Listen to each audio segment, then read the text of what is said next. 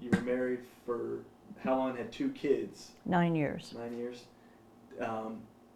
Did you know where did he work and how was he able to do that? At the time he left, he was working in Sunbury in a plant. It had nothing to do with the tapes. And then he remarried. We divorced, and he remarried and moved out to Illinois. And I didn't know what he did there or anything about it. And then when he became ill and came back, I was remarried, and so was he. So that's how it all came about. Did he tell you how he did it or what he did? No.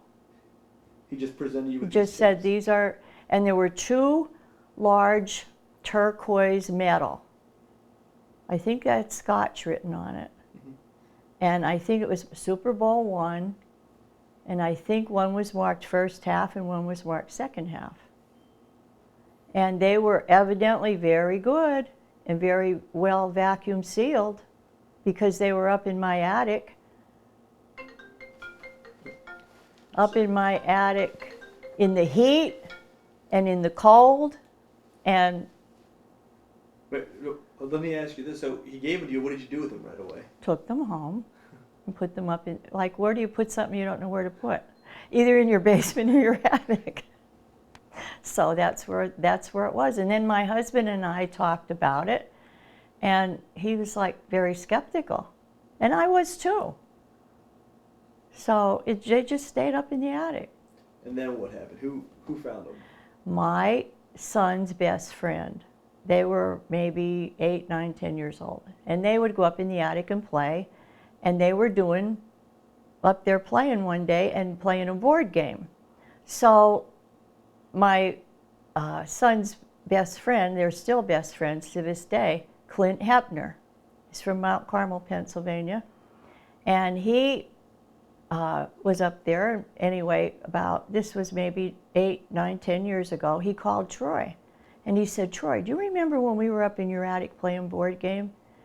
Troy said, how can I remember way back when? He said, well, I just read in Sports Illustrated about this Super Bowl, and he said there were 2 big tapes, metal cases up in your attic that said Super Bowl I.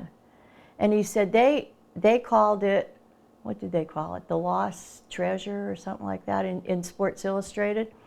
And hang up and call your mom. I bet that's the tapes they're talking about. They said they're in an attic in Pennsylvania. How Sports Illustrated got wind of it, we don't know. So he called me and I said, yeah, they are.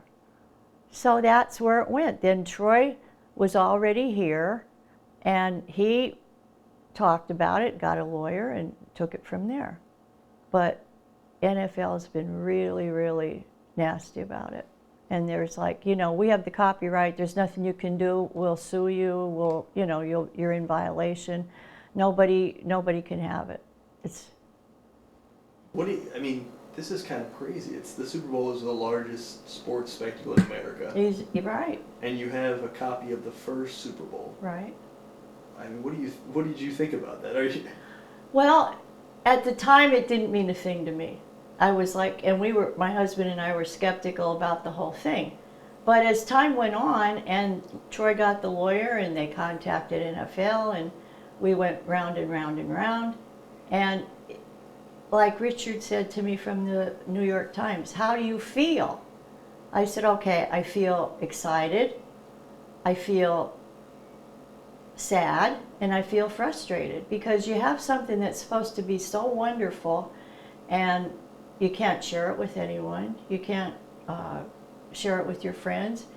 You're just at a loss. So my son said maybe someday he's going to write a book and call it the greatest story never told, the greatest football whatever story never told. But we're at the point now where if nothing ever can come of it, we'd like to ask Sotheby's in New York to auction it off free and give the whole thing to charity. I mean, at least it would do some good. It's very